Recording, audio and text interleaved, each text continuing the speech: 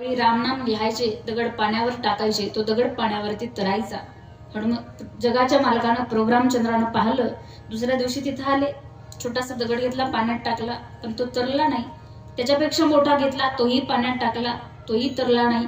पुन्हा त्याच्यापेक्षा मोठा घेतला, त्यांना वाटला आता हा तरी तरल, तोही टाकला, तोही तरला नाही. पाहिलं इकडे तिकडे, मला कोणी पाहिलं की नाही. पाठीमाग ओढून पाहिलं, जोडून या कर उभा सन्मुख तो समोर. हनुमंतराय दिसले. हनुमंतरायला प्रश्न केला, हनुमंतराय कधी आले? म्हणे प्रभू पहिल्याच दगडाला येत होतो.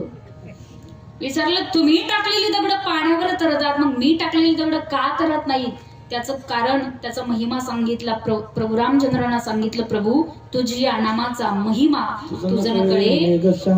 देवापेक्षा श्रेष्ठ देवाचं नाम आहे. पाषाणाला पाजर फोडण्याची ताकद भगवंताच्या नामात आहे. संत म्हटले, नाम तुझे रे, नाम तुझे